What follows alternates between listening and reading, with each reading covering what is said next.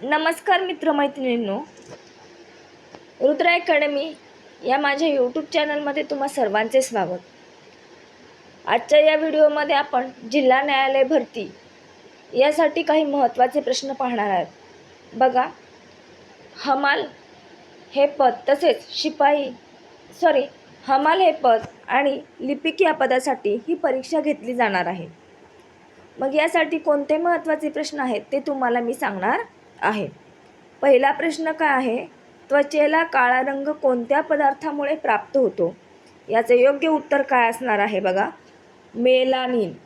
पर्याय क्रमांक 1 त्यांनी तुम्हाला ऑप्शनमध्ये दिले मेलानिन, जीवनसत्व, लोह आणि यापैकी काहीही नाही. याचे योग्य उत्तर असणार आहे मेलानिन. त्यानंतर पुढचा प्रश्न बघा, स्वतंत्र भारतातील पहिले भारतीय गव्हर्नर जनरल कोण होते? पर्याय दिलेत लॉर्ड माउंटबॅटन, त्यानंतर श्री राजगोपालचारी, राजेंद्र प्रसाद आणि वॉरन हेस्टिंग्ज.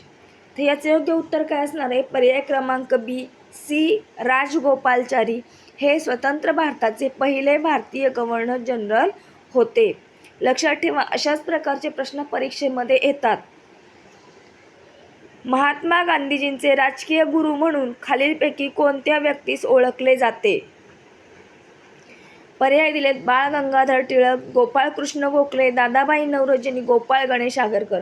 याचे योग्य उत्तर असणार आहे गोपाळकृष्ण गोखले यांना महात्मा गांधीजींचे राजकीय गुरु असे म्हटले जाते. त्यानंतर बघा, शिवरायांचा राज्याभिषेक कोणत्या किल्ल्यावर झाला? आपल्या सगळ्यांना याचं उत्तर माहीत असणार आहे. पर्याय दिलेत राजगड, पन्हाळगड, प्रतापगड आणि रायगड. तर लक्षात ठेवा विद्यार्थी मित्रांनो, पर्याय क्रमांक 4 रायगड या ठिकाणी शिवाजी महाराजांचा राज्याभिषेक झाला होता. त्यानंतर बघा, एड्स रोगाचे विषाणू शरीरातील कोणत्या घटकावर परिणाम करतात? पर्याय दिलेत श्वसन संस्था, त्यानंतर चेतापेशी, श्वेतपेशी आणि अस्थिमज्जा. तर याचे योग्य उत्तर काय असणार आहे? बघा, श्वेतपेशी.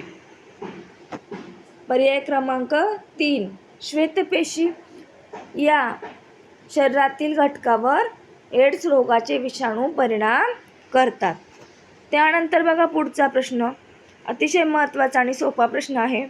भारताचे संविधान कधी लागू झाले होते किंवा भारतीय संविधान कधी लागू झालं होतं? मग पर्याय दिले 26 जानेवारी 1947, 26 जानेवारी 1950, 15 ऑगस्ट 1950 आणि 16 ऑगस्ट 1947. बघा, संविधान कधी लागू झालं होतं? 26 जानेवारी 1950. लक्षात ठेवा, 26 जानेवारी 1950ला आपले भारतीय संविधान लागू झाले होते.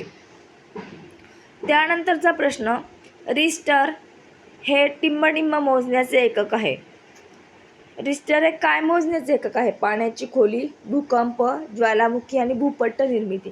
याचं योग्य उत्तर काय असणार आहे? भूकंप मोजण्याचे एकक काय आहे? रिस्टर. त्यानंतर बघा पुढचा प्रश्न,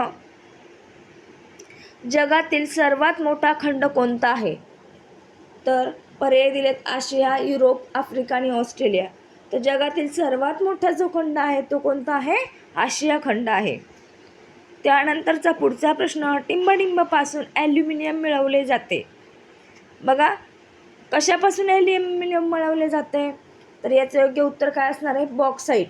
पर्याय दिलेत तुम्हाला तांबे, लोह, बॉक्साईट आणि मॅंगनीज. तर बॉक्साईटपासून काय मिळवलं जातं? ॲल्युमिनियम मिळवलं जातं. त्यानंतर पुढचा प्रश्न, भारताच्या पहिल्या महिला मुख्यमंत्री कोण होत्या?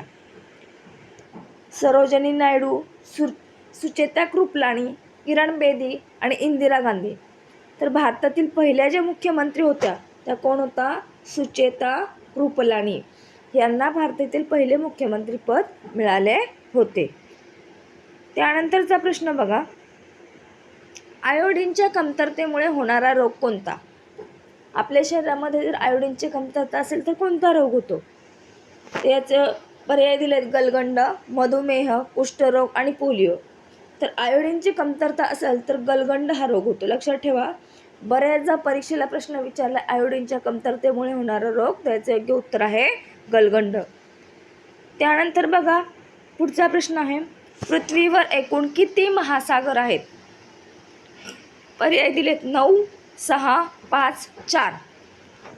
तर याचं योग्य उत्तर आहे पर्याय क्रमांक सी, 5 महासागर आहेत. किती? 5. त्याच्यामध्ये कुठले कुठले आहेत? अटलांटिक महासागर, प्रशांत महासागर, इंडियन महासागर, आर्कटिक महासागर, त्यालाच आर्कटिक महासागर असं म्हणतात, आणि दक्षिण महासागर. असे एकूण किती महासागर आहेत? 5 महासागर आहेत. त्यानंतर बघा हिराकूड धरण कोणत्या नदीवर बांधले गेले आहे? तर यमुना, गंगा, महानदी आणि गोदावरी.